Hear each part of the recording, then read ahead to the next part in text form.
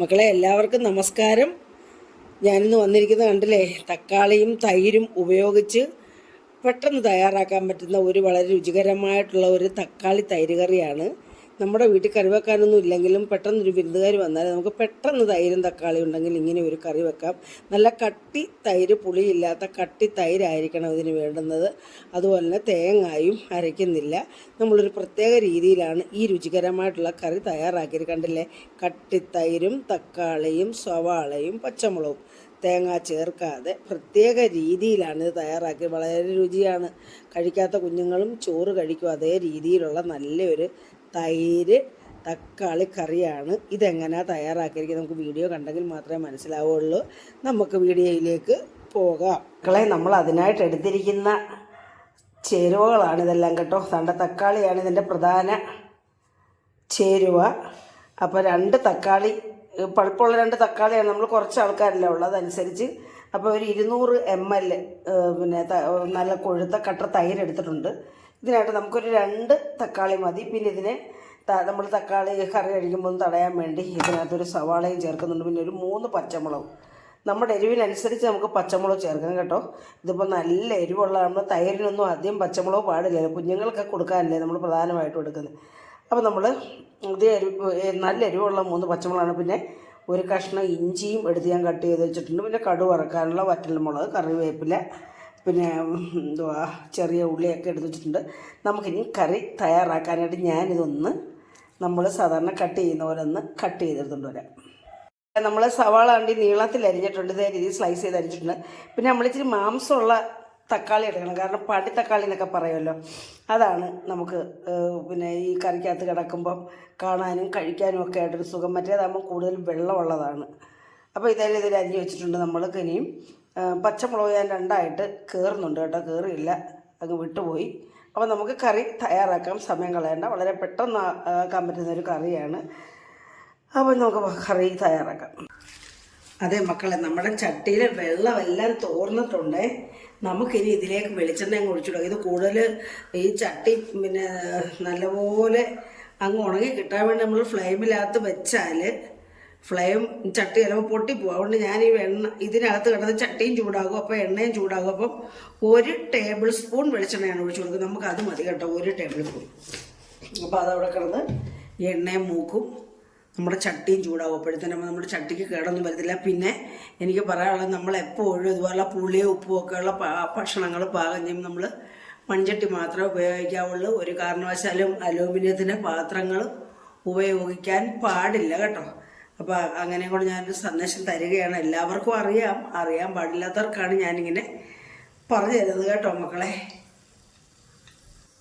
അപ്പോഴേ മക്കളെ, നമ്മുടെ എണ്ണ ചൂടായിട്ടുള്ളതിലേക്ക് 1/2 സ്പൂൺ കടുക് ഇട്ട് കൊടുക്കുവാണ്.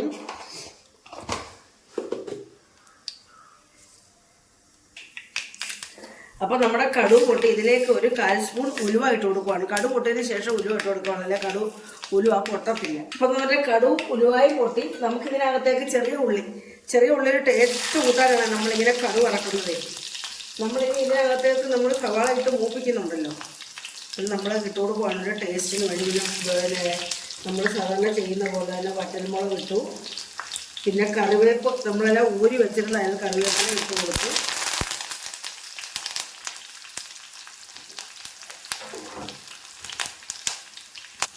ഇനി ഞാനിതിലേക്ക് ഇഞ്ചി ഇട്ട് കൊടുക്കുക.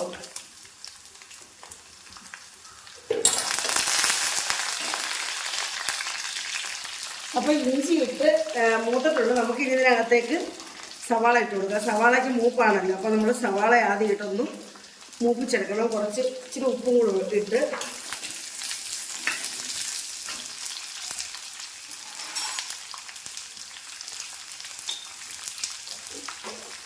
നമ്മളൊരു 1/4 സ്പൂൺ ഉപ്പ്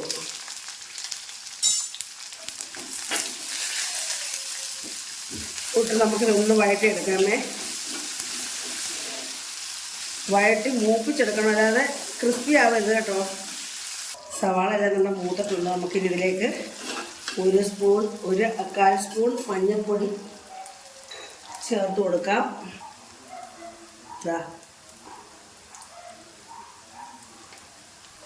ഒരു ടേസ്റ്റിന് വേണ്ടി നമ്മളിപ്പോൾ എല്ലാ കറിക്കകത്തും കായം ചേർക്കും കേട്ടോ. അപ്പോൾ 1/4 സ്പൂൺ കണക്കാക്കി കായവും കൂടെ ചേർക്കുകയാണ് ഒരു ടേസ്റ്റ് കിട്ടാൻ വേണ്ടി കേട്ടോ.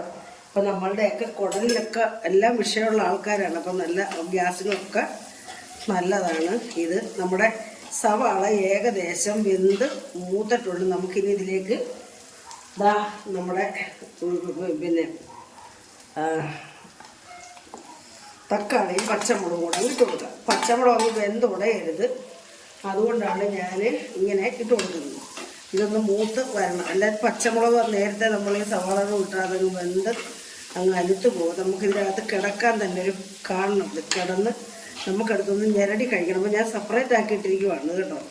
അപ്പോൾ നമുക്ക് ഓരോരെണ്ണം എടുത്ത് കഴിക്കാം. പിന്നെ എരിവൊക്കെ നല്ലതായിട്ട് കിട്ടുകയും ചെയ്യും. അപ്പോൾ നമുക്ക് ഞാൻ പറഞ്ഞല്ലോ, കുഞ്ഞുങ്ങൾക്കൊക്കെ കഴിക്കാൻ വേണ്ടിയാണല്ലോ. അപ്പം നമ്മളധികം പച്ചമുളക് ചേർക്കണ്ട. പിന്നെ ഇഷ്ടമുള്ളവർക്ക് കൂടുതൽ പച്ചമുളക് ചേർക്കാം. അപ്പോൾ ഇതും ഇതിനകത്ത് കിടന്നൊന്ന് വഴന്ന് മൂത്ത് വരട്ടെ.